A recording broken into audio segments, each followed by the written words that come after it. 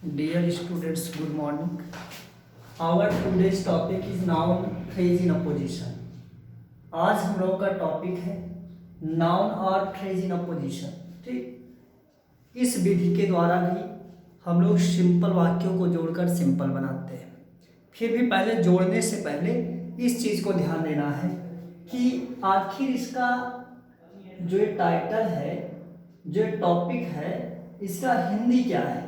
तो सबसे पहले देखिए, आप लोगों को पता है नाउन। नाउन के बारे में तो बहुत कुछ बताना नहीं है। नाउन मीन्स आप लोग जानते हैं संज्ञा होता है, और ये जो संज्ञा है एक किसी चीज का नाम, नाम ही संज्ञा होता है। ठीक, नेम इज नाउन। इस संसार में किसी भी चीज का नाम अगर लिया जाता है तो उसी नाम को ही नाउन कहते हैं। ठीक, और इसी के बाद आता है फ्रेज। आप लोगों के दिमाग में क्वेश्चन आ रहा होगा कि फ्रेज क्या है। ठीक, तो फ्रेज को हिंदी में बोला जाता है वाक्यांश। क्या बोलते हैं इसको? वाक्यांश। इस हिंदी शब्द से यह स्पष्ट हो रहा है कि फ्रेज जो होता है किसी वाक्य का एक अंश होता है, टुकड़ा होता है। ठीक, लेकिन ऐसे तो अच्छे ढंग से समझ में आएगा नहीं। हम लोगों को फ्रेज की डेफिनेशन जानना होगा कि फ्रेज किसे कहते हैं। तो देखो, फ्रेज के बारे में बताया जाता है कि जो फ्रेज होता है यह शब्दों का एक समूह होता है, अ group of words which has sense but not complete sense is called phrase। शब्दों का ऐसा समूह जिसका भाव हो लेकिन पूर्ण भाव ना हो उसे ही वाक्यांश कहते हैं, उसे ही फ्रेज कहा जाता है। ठीक, और सेंटेंस और फ्रेज में थोड़ा कंफ्यूजन होता है, क्योंकि सेंटेंस की डेफिनेशन में भी बोला जाता है कि शब्दों का समूह, अ ग्रुप ऑफ वर्ड्स। लेकिन सेंटेंस और फ्रेज में यही अंतर है कि सेंटेंस का अपना पूरा भाव होता है, अर्थात अ group of words which has complete sense is called sentence. शब्दों का समूह जिसका पूर्ण भाव होता है वह सेंटेंस होता है, और फ्रेज शब्दों का वह समूह जिसका भाव होता है लेकिन पूर्ण भाव नहीं होता है तो उसे फ्रेज कहा जाता है। ठीक, जैसे फ्रेज एग्जाम्पल के माध्यम से हम लोग समझ सकते हैं। जैसे कहीं पर कोई बोलता है या लिखा रहता है on the road, on the road, और आपसे कोई पूछता है कि the given state, the given group of words is sentence और फ्रेज। जो दिया गया शब्दों का समूह है यह वाक्य है या फ्रेज है, मतलब वाक्यांश है। तो देखो, हम देख रहे हैं कि वाक्य भी शब्दों का समूह होता है और वाक्यांश भी शब्दों का समूह होता है, अर्थात सेंटेंस भी शब्दों का समूह होता है और फ्रेज भी शब्दों का समूह होता है। और इसमें देख रहे हैं कि वन वर्ड, टू, थ्री, तीन शब्द है, शब्दों का समूह है। जिसकी हिंदी निकालते हैं तो आता है सड़क पर। अगर मैं आप लोगों के सामने बोलूं सड़क पर, इतने कहूं, तो आप लोगों को थोड़ा बहुत भाव मिल रहा है कि सर कह रहे हैं सड़क पर, लेकिन क्या कह रहा हूं सड़क पर, पूरा भाव नहीं मिल पा रहा है। इसीलिए यह फ्रेज की श्रेणी में आएगा, इसको फ्रेज कहा जाएगा। ठीक ना।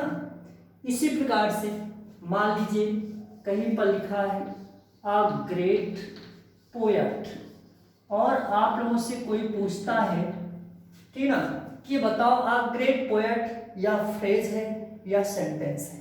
तो हम देख रहे हैं कि there is a group of words, there are three words, 1 2 3, तीन शब्द है, शब्दों का समूह है। अगर मैं बोलूं कि एक महान कवि, तो आप लोगों को भाव मिल रहा है कि किसी को एक महान कवि कहा गया है, लेकिन किसको एक महान कवि कहा गया?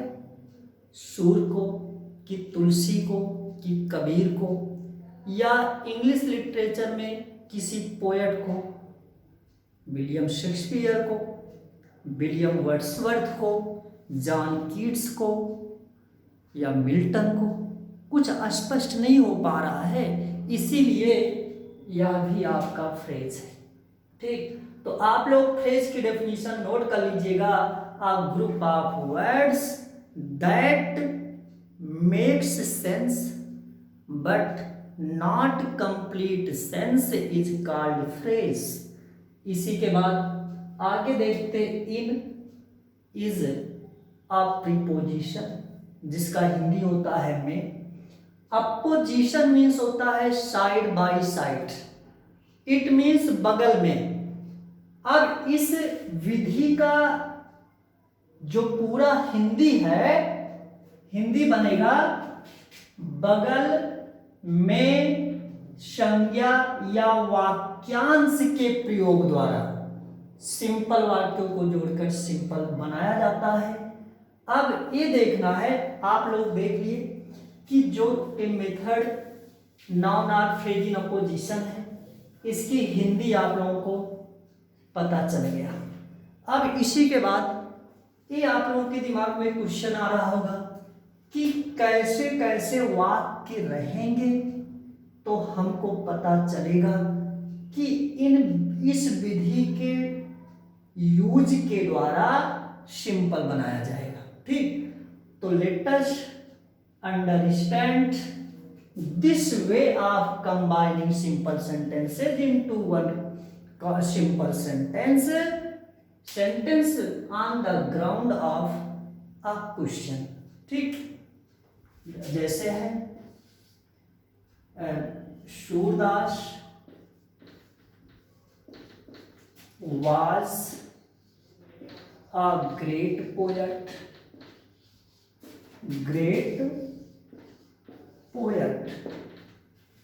he was blind, full stop.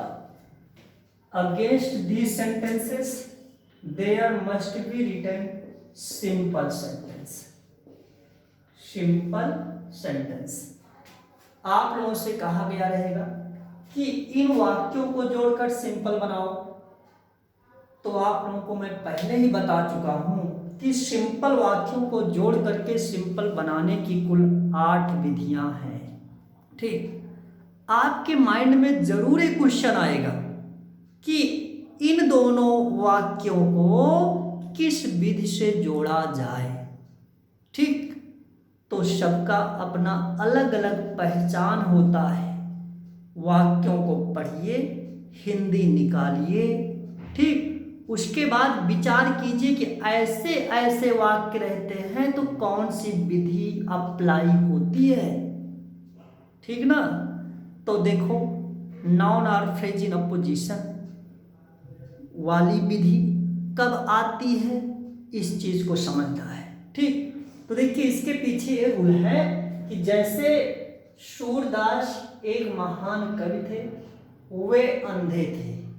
ठीक, तो इसमें देखिए जो सूरदास हैं, इनको पहले वाक्य में कहा गया एक महान कवि, और दूसरे वाक्य में कहा गया अंधे, और तीसरा वाक्य आया होता तो इनको कुछ और कहा गया होता, चौथा आया होता तो इनको कुछ और कहा गया होता। कहने का मतलब जब वाक्यों को पढ़ने से ज्ञात होगा कि एक ही शब्द या संज्ञा को हर वाक्य में कुछ ना कुछ कहा गया है।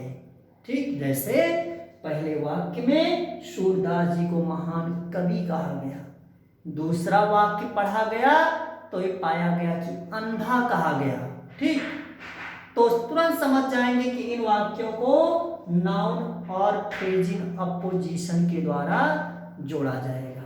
ठीक, यही विधि लगेगी क्योंकि सूरदास को पहले वाक्य में भी कुछ कहा गया, दूसरे में भी कुछ कहा गया, तीसरा आया होता उसमें भी कुछ कहा गया होता, चौथा आया होता उसमें भी कुछ कहा गया होता, या दूसरे लैंग्वेज में आप लोग समझ लीजिए कि इसके पीछे जो रूल है वो है यह है कि जब एक ही शब्द या संज्ञा से रिलेटेड एडजेक्टिव हर सेंटेंस में आए होते हैं